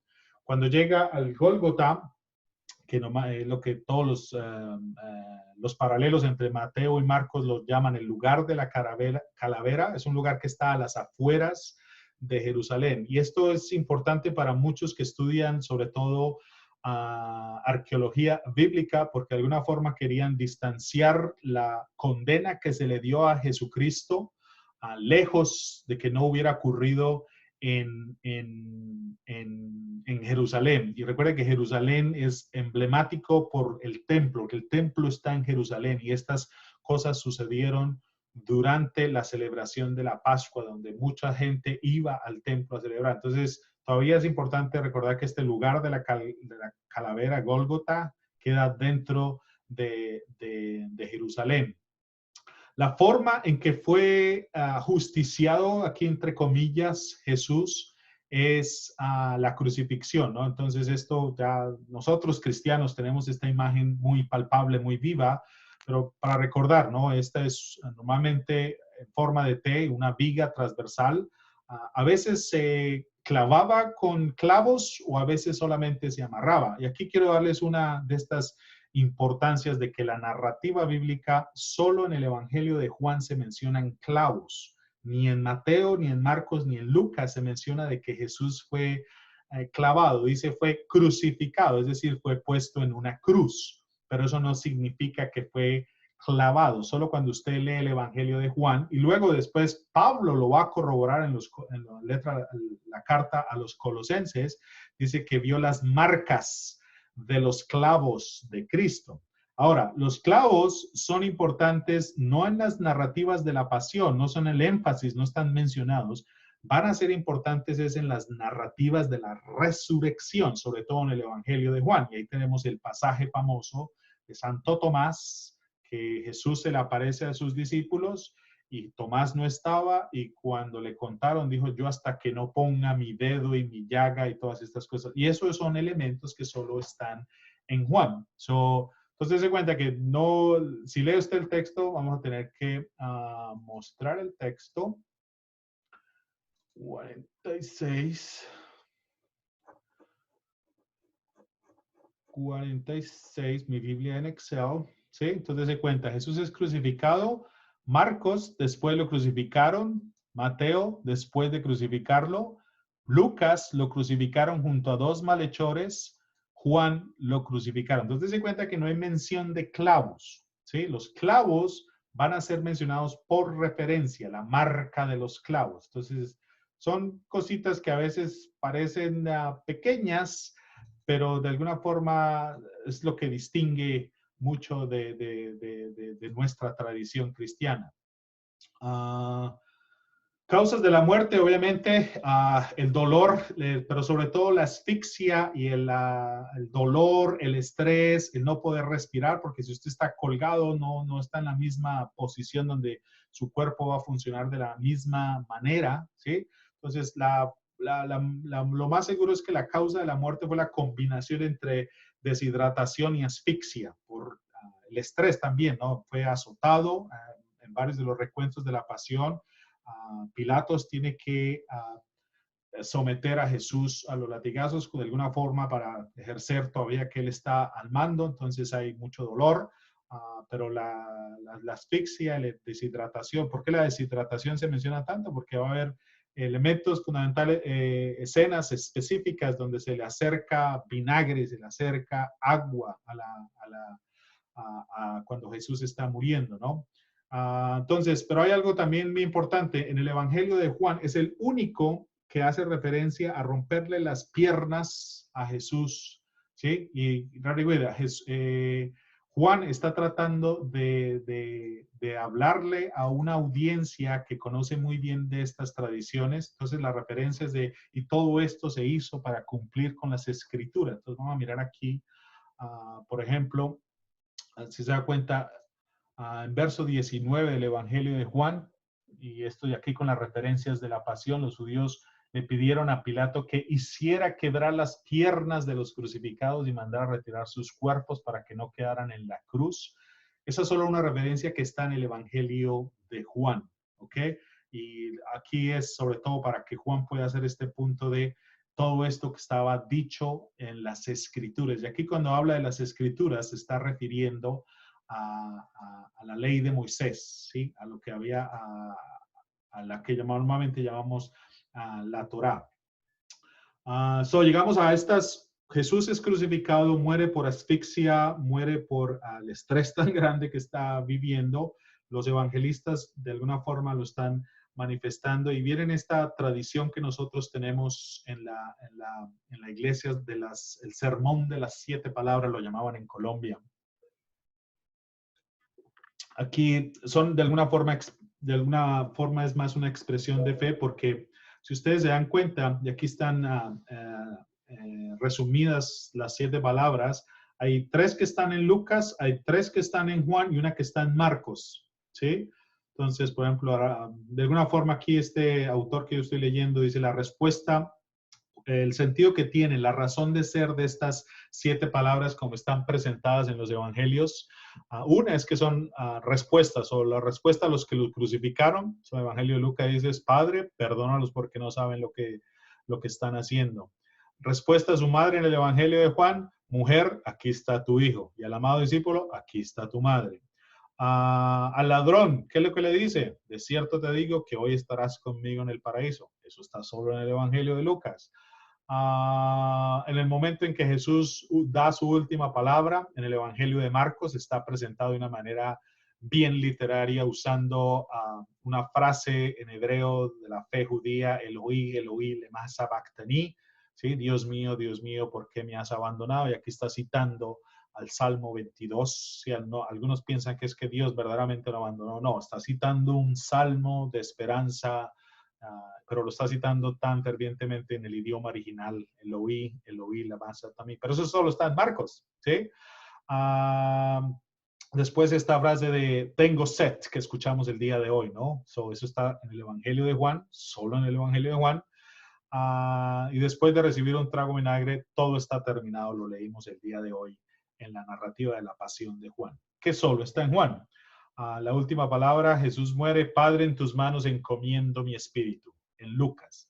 Entonces, en cuenta, ahorita por el tiempo, me gustaría enseñarles las diferentes diferencias, pero si se dan cuenta, 3 de Lucas, 3 de Juan, 1 de Marcos. Y si nos ponemos a mirarlas en comparación, son únicos. Solo Lucas tiene, Padre, perdónalos porque no sabe lo que hacen. Solo Lucas tiene, de cierto, el ladrón arrepentido, de cierto que vas a llegar conmigo al cielo. Solo Lucas, no, ni Mateo, ni Marcos, ni Juan. Solo Marcos tiene Eloí, Eloí, lama sabactani. Ni Juan, ni Marcos, ni Mateo. Solo Juan tiene la palabra tengo sed. Solo Juan, ¿sí se da cuenta? Esto es lo bonito también. Ahora, no es que sea mal tener devoción al sermón de las 7 palabras, pero simplemente quiero que se den cuenta que cada una corresponde a momentos específicos de las narrativas de los 4 evangelios canónicos. Una última parte. ¿Quién fue testigo de todas estas cosas? Y aquí tengo una fotografía de lo que normalmente hoy nuestra fe nos lleva. Sí, hacemos los viacrucis vivientes, que son maneras excelentes de interiorizar lo que estamos aquí reflexionando. Yo hoy lo estoy haciendo por video, webinar, la primera vez que hago una cosa de estas, pero lo hago para que ustedes se den cuenta y se percaten de la riqueza que cada uno de los evangelios nos ofrece. Pero al igual que estoy haciendo yo esto, cada persona que está involucrada en la preparación del Via Crucis se entra tanto en reflexionar todo esto, inclusive si usted está haciendo el malo en la representación bíblica, si usted es el que está azotando a Jesús, usted se tiene que entrar en el personaje. De alguna forma, ahora sí, la teoría pasa a ser práctica. Usted, de alguna forma, hace estas enseñanzas que nos muestran los evangelios suyas y usted entra en una reflexión profunda, cómo yo estoy justiciando, cómo yo estoy, bueno, justiciando no es la palabra, pero cómo estoy yo maltratando, eh, negando el sacrificio grande que hace Jesús en la cruz. Entonces, por eso es que para mí esto es bueno reconocer las diferencias bíblicas, pero a la misma vez también es bueno reflexionar cada uno cómo puede adentrarse mucho más. Lamentablemente, este año no pudimos manifestar la fe de esta manera, pero bueno, tenemos todavía las escrituras en nuestra casa y por eso fue que me di a la tarea de poner todas estas cosas. Pero vamos a mirar la última parte. Me estoy excediendo el tiempo que había prometido, pero pues el que quiera quedarse, bienvenido. No quisiera abusar de su buena voluntad y yo sé que algunos tienen preguntas, lo sé. Es difícil para mí, ahorita estamos en línea 87 personas en líneas tengo yo acá. Entonces sería bien difícil tratar de contestar preguntas. Después van a haber oportunidades de adentrarnos en secciones específicas de estas narrativas. Por el momento solamente estoy haciendo un resumen lo más pronto posible. Regálenme en 10 minutos los que quieran quedarse, 10, 15 minutitos, los que quieran quedarse para poder terminar completo con las narrativas. Entonces, ¿quiénes fueron los testigos? Y aquí voy a ser bien enfático que las mujeres juegan un rol importante. ¿Sí? Ya los que han estado conmigo estudiando la Biblia saben que las mujeres juegan un papel vital, no solo importante, vital en la predicación, en el testimonio del discipulado. ¿Sí? En los sinópticos hay muchas mujeres, ¿sí? Y ahorita es un poquito, siempre ha sido lo más difícil para mí explicar porque es que se menciona a María y la María madre de José y María la madre de Santiago y hay como 4 o 5 Marías. ¿Sí? Entonces es un poquito difícil limitarlas. Pero los sinópticos coinciden de que las mujeres estaban. La diferencia que vamos a encontrar con Juan es que las mujeres en los sinópticos están lejos, pero en Juan están al frente de la cruz. ¿Sí? Entonces es una frase común de devoción en la oración al pie de la cruz, ¿verdad? Pero según la versión de Juan, porque en la versión de los sinópticos estaban lejos, porque las mujeres, al igual que los hombres, como Pedro, como Bartolomé, como todos los apóstoles, tenían miedo. Y esa es una actitud también del discipulado, de que al ver estos sucesos que estamos narrando aquí, la presentación, tuvieron miedo. Por ejemplo, Marcos nombra a 3 mujeres, María Magdalena, María la madre de Santiago y de José, y Salomé. Esta es la única vez que se menciona Salomé en el Evangelio de Marcos. Mateo nombra las mismas, ligeramente diferentes, pero es difícil precisar porque no se sabe si es la misma María o no, porque ahora María es un nombre muy común, ¿sí? Entonces no se sabe exactamente si es. Pero da un poquito de énfasis, y la madre de los hijos de Zebedeo, pero en Lucas las mujeres no sabemos quiénes son. Entonces déjenme mostrarles un poquito por qué es difícil descifrar el nombre de estas mujeres. Entonces, si se da cuenta, perdón. Si se da cuenta aquí en el número 61, cuando tomamos a Marcos, y aquí traté de subrayarlas en colores, a ver si tenía sentido, pero no, igualmente es un poquito confuso. Entonces, en Marcos 15, verso 40 dice, había también allí algunas mujeres que miraban de lejos, esa es la clave. Entre ellas estaban María Magdalena, María la madre de Santiago y el menor de José y Salomé. Salomé es la única vez que se menciona aquí. En Mateo, había allí mujeres que miraban de lejos. Eran las mismas que habían seguido a Jesús desde Galilea. Ellas eran María Magdalena, María la madre de Santiago, coincidimos, pero agrega aquí, y la madre de los hijos de Zebedeo, que no estoy seguro que sea Salomé. Entonces, un poquito impreciso. Cuando llegamos a Lucas, todos sus amigos y las mujeres que lo habían acompañado desde Galilea permanecían a distancia. Los tres sinópticos coinciden en que estaban lejos. Lucas no dice los nombres de las mujeres. Mateo menciona la madre de los hijos de Zebedeo y aquí específicamente Marcos menciona a Salomé. Cuando llegamos a Juan, mira lo que dice en el capítulo 19, verso 25. Junto a la cruz, no lejos, junto a la cruz estaba su madre, que ya habíamos mencionado, la hermana de su madre, que voy a asumir que es María, María, otra María, María de Cleofás y María Magdalena. Entonces, si algo coincide Juan, Mateo y Marcos es en María, la madre de Jesús, y María Magdalena. Las otras parece ser que coinciden, pero me es un poquito difícil especificarlo. Entonces, si hay alguna aquí biblista entre nosotros que pueda clarificar eso, para nosotros sería algo diferente. Pero entonces se cuenta que esos son los testigos que están en la crucifixión. Entonces, por ejemplo, esa foto que tengo ahí, esa es tomada de la película de Mel Gibson.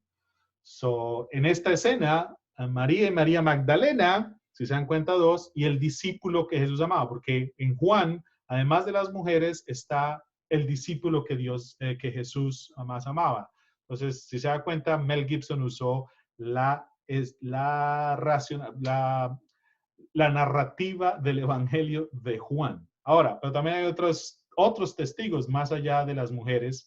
¿Sí? Por ejemplo, el centurión, que está en Marcos y que están en los sinópticos.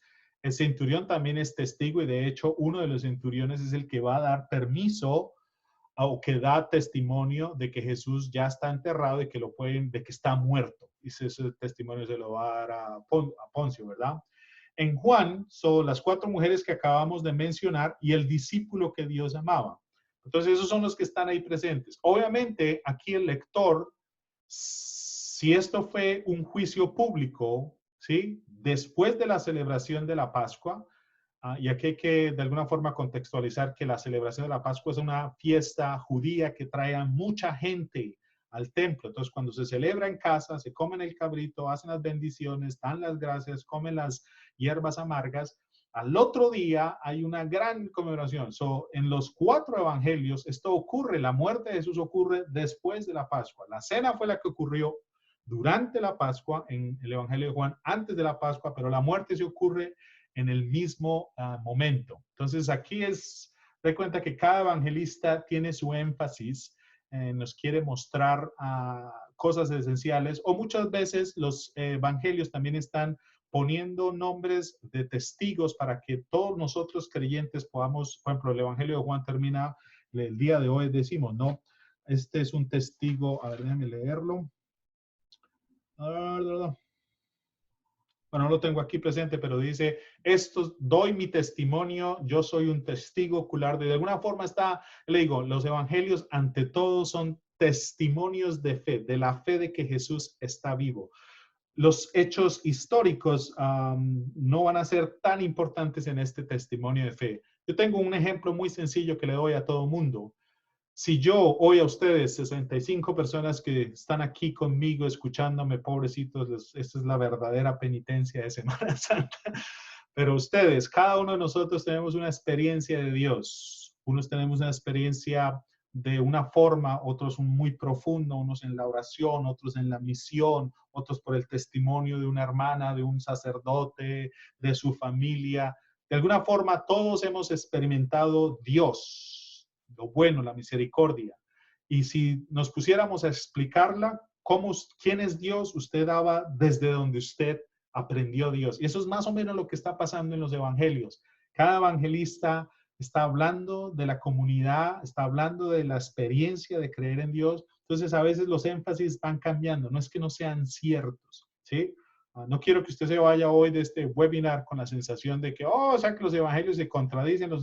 No, cada evangelio tiene un énfasis diferente y algo que quiere resaltar más que otros. Para nosotros, este ejercicio para mí es importantísimo porque entre más conozco y diferencio qué hay de bueno en Lucas, qué hay de específico en Juan, qué hay de subliminal un poquito a veces, qué hay de intencionado que todavía tengo que descifrar en Marcos.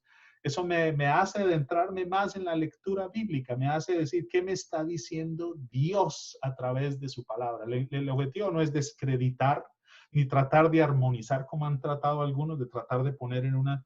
No, cada evangelio tiene la forma específica de ir transmitiendo su fe. Okay, so esta última sección habla sobre, voy a llamarlo en español así medio, medio antaño, ¿sí? El entierro de Jesús, o por quién, cuándo, cómo, qué fue lo que pasó. So, ¿quién fue el que tomó el cuerpo de Jesús? Sobre todo en el Evangelio en Marcos, dice que un cierto José, y aquí José de Arimatea, ¿no? Primero que todo, la ciudad de Arimatea es difícil de localizarla, o sea, no se sabe exactamente dónde es. En el Evangelio de Marcos dice que era un miembro respetado del consejo, ¿sí? De alguna forma estaba dentro de los líderes religiosos. En el otro evangelio dice que era un hombre rico, pero que también era discípulo, ¿sí? Dicen que Mateo dice que era miembro del consejo de los que están ahí, de los líderes religiosos. Y Juan dice que era un testigo, era un discípulo de Jesús, pero que no le decía a nadie por miedo a los judíos, ¿no? Entonces esta persona es todavía un poquito difícil de descifrar quién es José de Arimatea, pero José en los evangelios es el que va a pedir el cuerpo a Pilatos, ¿no? Entonces vamos a mirar este episodio porque sí trae un poquito de diferencias, ¿no? Entonces, por ejemplo, vuelvo aquí con Marcos. En verso 43, José de Arimatea, miembro notable del Sanedrín, ¿verdad? Claramente. En Mateo, al atardecer llegó un hombre rico de Arimatea, llamado José, que también se había hecho discípulo de Jesús. En Lucas, simplemente dice, llegó entonces un miembro del consejo. ¿Se dan cuenta que es difícil precisar quién es exactamente? Y en Juan hay un agregado que no solo José de Arimatea, dice la palabra que usa es que era discípulo de Jesús, pero que secretamente, por temor a los judíos, lo leímos hoy. Pero también además con José de Arimatea viene Nicodemo. Nicodemo es un personaje que la narrativa de Juan nos había presentado desde los inicios. Entonces, Nicodemo sí es una persona establecida en la tradición, en los líderes religiosos que se está manifestando aquí. Entonces, hay esa conexión. ¿Cuándo pasó todo esto? José de Arimatea, que estamos mencionando aquí, obtiene el permiso de Pilato después de las celebraciones de la Pascua, después de que Pilato se aseguró de que Jesús estaba muerto, según el testimonio de un centurión. Dese cuenta, por eso es que mencioné a un centurión como testigo de la muerte de Cristo y de que, según el Evangelio de Juan, le perforaron el costado. Ahora, una nota esencial, solo en el Evangelio de Juan ocurre la perforación, no sé qué palabra usar mejor, ¿sí? Cuando se le clava la lanza en el costado a Jesús. Solo ocurre en el Evangelio de Juan. ¿Cuándo ocurre todo esto? Posiblemente ahora recuerden que el calendario judío, el calendario romano y nuestro calendario son diferentes. Entonces, cuando dicen al siguiente día, no es lo mismo que nosotros entendemos. Para mí el siguiente día empieza mañana, sábado a las 12:01 de esta noche. ¿Sí van a entender? No es que hasta que sale el sol. Hay gente que cuenta los días como cuando sale el sol. Nosotros hoy, nuestro calendario, usamos cuando las 12 de la medianoche, el minuto 1, ya es el nuevo día. En el calendario religioso de los judíos, la tarde es parte del nuevo día, ¿sí? Pues aquí cuando yo digo viernes, no me estoy refiriendo al viernes de nosotros aquí, estoy hablando del viernes por la tarde, justo antes del anochecer cuando comienza el sábado. Entonces se cuenta porque el sábado va a ser lo que le va a impedir en los sinópticos a José ir y poder sepultar a Jesús. ¿Por qué? Porque en el día santo, el sábado, no se pueden hacer estas actividades, está en contra de la ley, ¿sí? Entonces tiene que ocurrir en otro momento. Entonces aquí voy a pasar esa referencia. ¿Cómo Jesús fue sepultado? Nos dice el Evangelio de Marcos que fue envuelto en un lienzo. Fue colocado en una tumba que había sido cavada en una roca. Esto es importante sobre todo para las narrativas de la resurrección. Fue cavado en una roca y quisieron rodar esta piedra. Eso está en Marcos y en Mateo. En Juan, el capítulo 19, verso 40, también lo envolvieron con una gran mezcla de especies. ¿Se dan cuenta? En Marcos no ocurre esto de ponerle especies ni aloe, ¿sí? Según las costumbres que tienen los judíos para los entierros. En los sinópticos, el último punto que estoy hablando acá, no usaron especies de inmediato. Y de hecho esa es la razón por la cual las mujeres van el primer día de la semana, que para los judíos sería lo que nosotros hoy llamamos el domingo. Y por eso es que nosotros usamos el domingo como el día sublime de la Pascua, del día de la resurrección. Dense cuenta, estas son pequeñas diferencias. La unción que querían hacer por las leyes judías tiene que esperarse porque justo pasó en el sábado, y en el sábado no se podía hacer ningún tipo de estas cosas porque es impuro, es un cuerpo, no se podía hacer nada. Entonces todos los judíos estaban guardados. ¿Dónde ocurrió el entierro de Jesús? Pues ya hablamos un poquito. Es una piedra, una tumba excavada en la roca. Está en Marcos. En Lucas y en Juan agregan que nadie más había sido enterrado en esa tumba antes, y de hecho se le atribuye que era propiedad de José de Arimatea. Recuerden que este personaje, hay más de José de Arimatea, pero ahorita no habría tiempo de explicar. Tal vez para los que están en el estudio bíblico podemos entrar más en estos, pero esos son detalles históricos. Pero entonces eso es lo que está hablando. Y aquí es importante, ¿por qué hay tanto énfasis en que es una piedra rodada?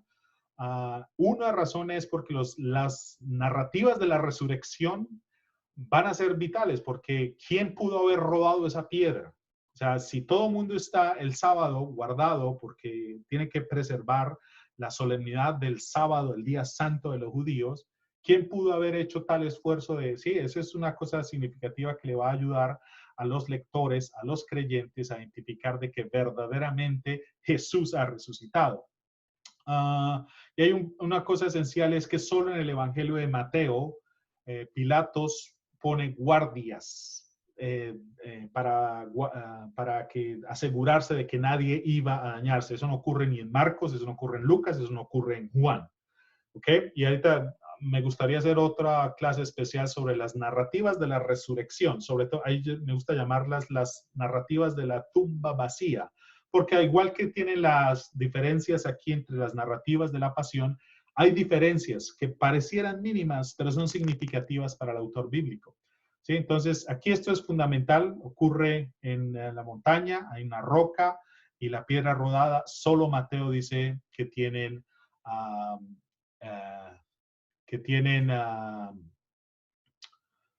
un guardia para hacerlo. ¿Ok? Entonces, mi objetivo, digo, disculpen, les agradezco infinitamente su paciencia. Veo que todavía hay muchos de ustedes conectados.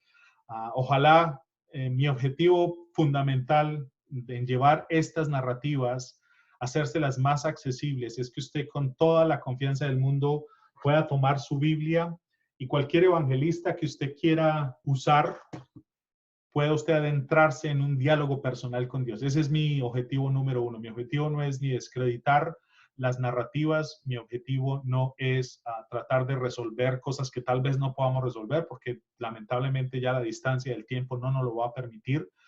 No sabemos exactamente, pero tenemos el testimonio de fe de todos los testigos, los creyentes de Jesús que vivieron, y que estas narrativas han ayudado a formar comunidad.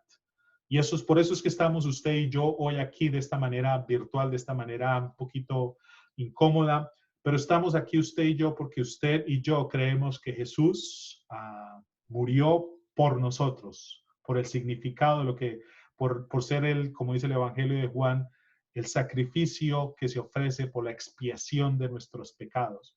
Entonces, entre más nos adentremos en reconocernos nosotros en lo que significa este mensaje de Cristo, mejor vamos a estar dispuestos para celebrar la Semana Santa.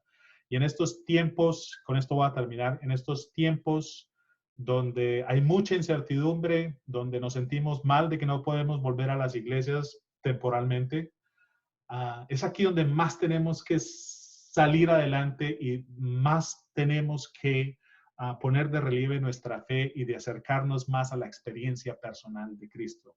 Para mí, una fuente fundamental de este encuentro con Cristo es reconocerlo en las Escrituras. Entonces, quisiera agradecerles nuevamente por su presencia. Van a haber nuevas oportunidades. Si usted está interesado tal vez en formar parte del grupo de estudio bíblico, al final de la oración final que voy a presentar ahorita, le voy a dejar un vínculo para que usted pueda suscribirse y estos materiales que hemos hecho el día de hoy los va a tener disponibles. Entonces, esta oración que les voy a presentar fue creada por la Conferencia Episcopal, por el Arzobispado de Perú. Y para nosotros latinos, que manifestamos nuestra fe de una manera bien explícita, con procesiones, con altares, con grandes devociones, esta Semana Santa fue diferente porque esas expresiones no se pudieron llevar a cabo. Y este es un poema que escribió el arzobispo de Perú. Ustedes saben que en Perú hay una gran devoción al Cristo caído, de las cruces, y estas procesiones son parte fundamental de la fe. Entonces mucha gente se atrevió a decir, Cristo no va a salir este año a Semana Santa. Y esta fue la respuesta del arzobispo de Perú. ¿Quién ha dicho esas historias? ¿Que el Cristo este año no sale? Si está vestido de blanco, de azul o de verde en los hospitales. ¿Quién dice que el Nazareno no puede hacer penitencia si están todos atendiendo a enfermos en las urgencias? ¿Cómo que Jesús caído no saldrá el miércoles santo?